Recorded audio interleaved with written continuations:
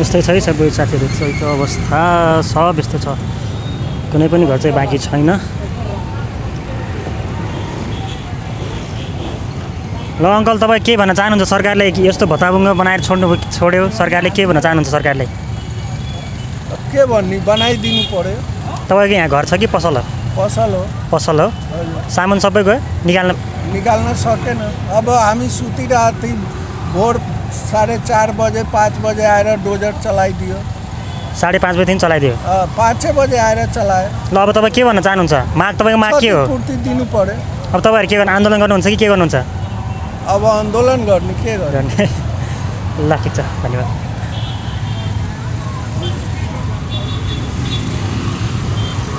ल यस्तै छ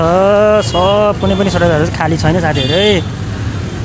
ल अङ्कल तपाईँहरू के भन्न चाहनुहुन्छ सरकारलाई यसरी लथालिङ्ग पारेर छाड्नुभयो हजुर तपाईँहरूको के विचार छ के भन्न चाहनुहुन्छ सरकारलाई के भन्ने अब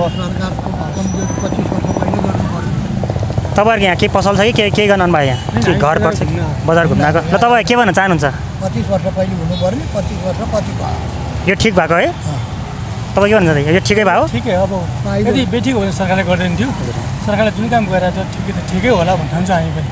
तर जतिपय अहिले चाहिँ हामी पीडित पऱ्यो भनेको छ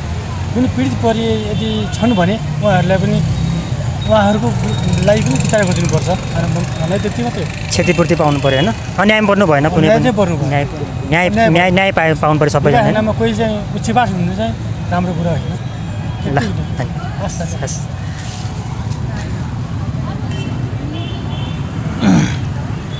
यस्तै छ है साथीहरू